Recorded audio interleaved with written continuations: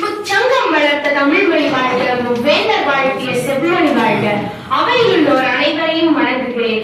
நான் தேவசேனா, 9ஆம் வகுப்பு, SRV சீனியர் செகண்டரி பப்ளிக் பள்ளி, திருச்சி. இன்று நான் பேச எடுத்துக்கொண்ட தலைப்பு பெரிதிலும் பெரிது. பெரிது என்றால் என்ன? எதை ஏன் பெரிது என்கிறோம்? எப்பொருள் யார் யார் கேட்பினும் அப்பொருள் மெய்ப்பொருள் காண்பதறிவு என்கிறது வள்ளுவம். இதன்படி மெய்ப்பொருள் என்பது அனைத்திலும் உயர்ந்த பெரிய பொருளாக எடுத்துக்கொள்ளலாம் அல்லவா? எனில் நம் செம்மொழி மூதாட்டி அவ்வை தமிழ் கடவுள் முருகனிடத்தில் தான் பெரிதாக உணர்ந்ததை கூறுகிறார். பெரிது கேட்கின் மெலிதவள் வேளோய், பெரிது பெரிது புவனம் பெரிது.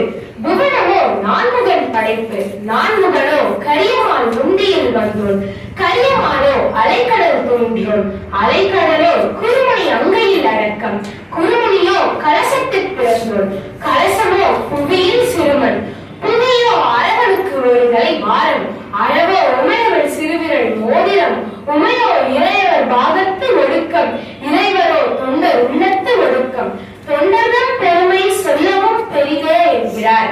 அதாவது இந்த உலகம் பெரியது, அதைவிட பெரியவர் இதை படைத்த பிரம்மன், பிரம்மனை விட விஷ்ணு, விஷ்ணுவை தனதுள் அடக்கிய கடலா, கடல் நீரை கமண்டலத்தில் கொண்ட அகத்தியரா, அகத்தியரை பிறப்பித்த கலசமா, கலசத்தை உருவாக்கிய மண்ணாலான பூமியா, பூமியை சுமக்கும் அரவமா, அரவத்தை மோதிரமாக்கிய உமையவளா, உமையவளை ஒரு பாகம் ஒடுக்கிய இறையவரா, இறையவரை தனது உள்ளத்தில் வைத்துக் கொண்டாலும் மண்ணாலான அழியும் உடல் கொண்ட தொண்டரின் உள்ளமா என்று அடுக்கடுக்காக அவ்வை கேட்கும் கேள்விகள் நம்மை சிந்திக்க வைக்கின்றன.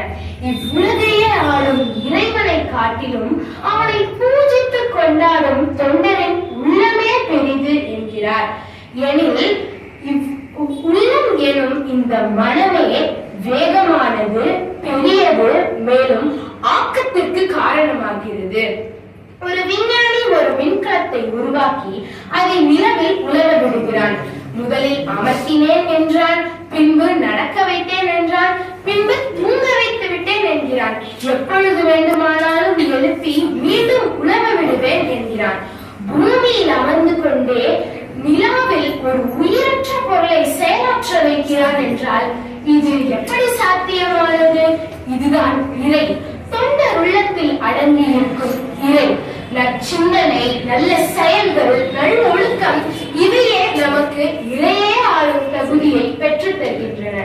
இன்று நாம் செயற்கை நுண்ணறிவு என்ற ஏஐயை கொண்டு நினைவில் வாழும் மலேசியா வாசுதேவனை பாட வைக்கிறோம், எம்ஜிஆரை பேச வைக்கிறோம். இவையெல்லாம் நற்சிந்தனையால் வெளிப்படும் பெரும் செயல்களே.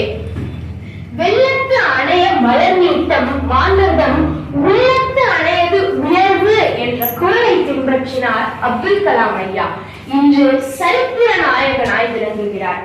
சிங்கள தீவுக்கு ஒரு பாலம் அமைப்போம், சேதுவை மேடுருத்தி வீதி சமைப்போம், வங்கத்தில் ஓடி வரும் நீரின் நிலையால் மையத்து நாடுகளில் பயிர் செய்துவோம் என்று 100 வருடங்களுக்கு முன்னரே நம் முண்டாசு கவிஞர் பாரதியார் பாடிவிட்டார்.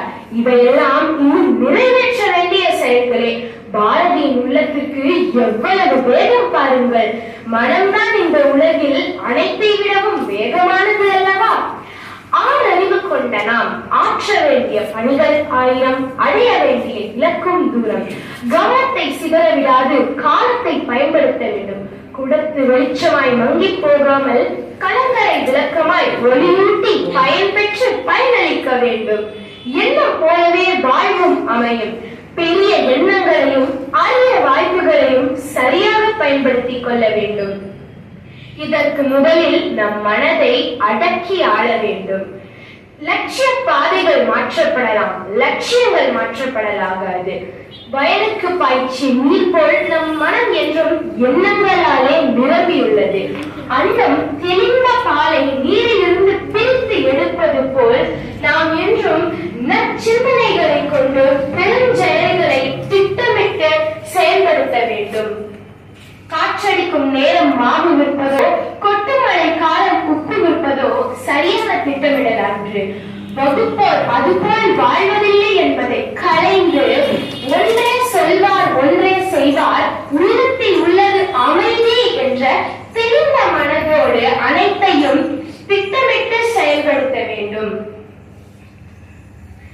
எனவே எண்ணிய முடிதல் வேண்டும், நல்லவே எண்ணல் வேண்டும், திண்ணிய நெஞ்சம் வேண்டும், தெளிந்தல் அறிவு வேண்டும் என்று தெளிந்த மனதோடு நம் மனதை சீரமைக்க வலியுறுத்தி பெரிய வாய்ப்பை சரியாக பயன்படுத்திக் கொண்டேன் என்று நம்பி அமர்கிறேன்.